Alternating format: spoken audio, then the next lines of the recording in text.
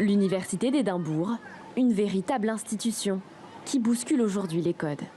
Deborah Kayembe devient la première africaine à en être nommée rectrice. En 4 siècles, 53 recteurs s'y sont succédés, tous blancs, dont 2 femmes. Être à la tête de la 20e meilleure université au monde, l'avocate congolaise était loin de s'en douter lorsqu'elle a fait sa demande d'asile au Royaume-Uni. Je n'ai jamais imaginé que ça puisse m'arriver un jour dans ma vie. Je n'ai rien demandé, tout m'est arrivé sur un plateau et je l'ai saisi. Deborah Kayembe revient de loin.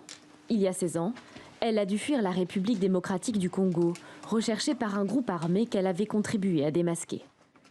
Membre du barreau congolais depuis 2000, Deborah Kayembe n'a pas pu retourner dans son pays. Là-bas, sa vie est toujours menacée. Mais sa nomination est suivie de près sur place. Ce n'est que des montagnes russes, partout. Partout la réaction. Il y a un sentiment de fierté nationale. Ils attendent la cérémonie d'inauguration pour venir en Écosse et le voir de leurs propres yeux. Militante politique, elle est devenue une figure spécialisée dans les dossiers des droits humains.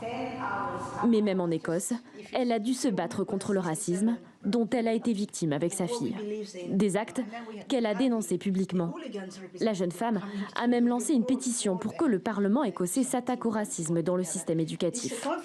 Deborah Kayembe n'a peur de rien, pas même du Covid-19.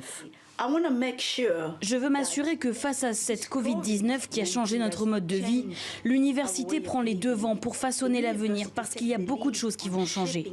J'espère que l'université pourra rassembler les esprits les plus brillants d'Écosse et réfléchir à la façon dont nous pouvons survivre face à la Covid. Elle espère promouvoir un meilleur enseignement pour le continent et promet, l'éducation en Afrique sera tout en haut de son agenda de future rectrice.